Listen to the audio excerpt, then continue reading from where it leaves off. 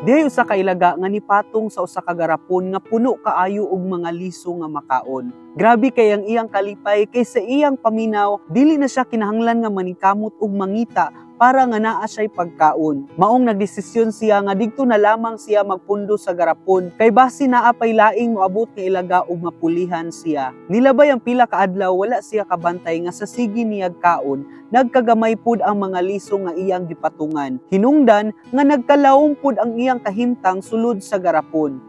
Hangtod sa niabot ang adlaw nga nahurot na ang mga liso ug ang maong ilaga nalitag na sulod sa garapon. Hinungdan nga maglisod na siya og gawas niini. Tungod kay gianad niya ang iyang kaugalingon nga magpundo lamang sa kung asa siya komportable, karon ang iyang kahimtang, ang iyang kinabuhi ug ang iyang pagkaon nakadepende na lamang sa tinuod nga tag-iya sa maong garapon. Igo na lamang siya magpaabot nga naay motunol sa iya og pagkaon o di gani maghulat nga mamatay sa kagutom.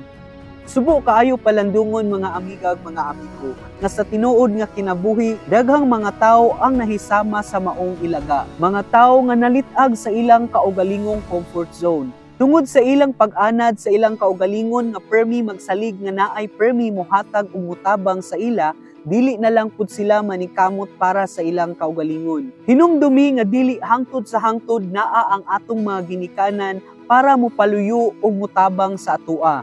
Dili hangtod sa hangtod naa ang atong mga higala para nga moagak sa atoa. Dili sa tanang panahon naatay makauban. Basin moabot ang panahon nga mabisi ang tanan ug wala na kay madaganan. Hinungdan nga dili magkadimao ang dagan sa imong kinabuhi. Kay hangtod karon nagsalig lang gihapon. Kung makita ni nimo nga video, wala ka gi-lockdown tungod kay daghan kaayo ang katabang sa imo karon. Kun dili gi-remind lang ka nga bantayan ang imong kaugalingon.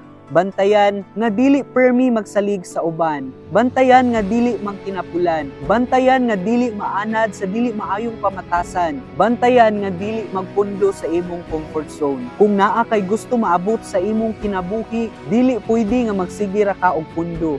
Kinahanglan nga mutikang ka sa hagdanan. Maayong adlaw, and once again, this is your Migo Nimo reminding sa pagpaningkamot para sa imong kaugalingon o para nga makatabang pud sa uban, padayon og paglig-on kay mag-celebrate patapuhon.